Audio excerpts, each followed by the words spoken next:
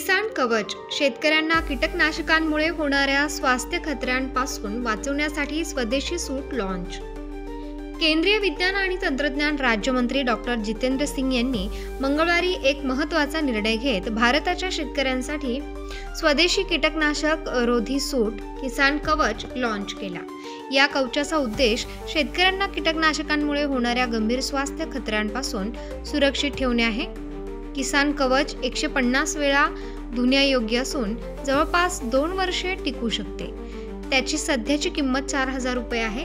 हा सूट खास तंत्रज्ञान आणि उच्च दर्जाच्या कपड्यांच्या सहाय्याने तयार करण्यात आलेला आहे। किसान कवच एक क्रांतिकारी पाऊल।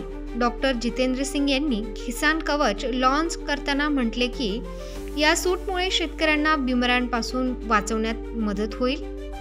हा कवच एक प्रिव्हेंशन तंत्र आहे जो कीटकनाशकांच्या हानिकारक प्रभावापासून शेतकऱ्यांना वाचवण्यासाठी तयार करण्यात आलेला आहे।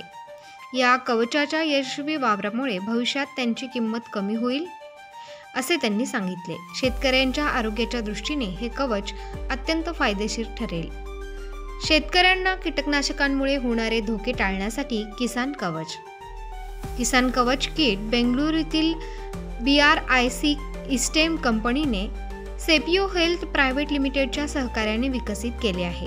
या बॉडी सूटमध्ये अशी खास तंत्रज्ञान आणि कपडे वापरण्यात आले आहेत जे कीटकनाशकांना शरीरात प्रवेश करण्यापासून थांबवतात आणि हानिकारक रसायनांना नष्ट करतात।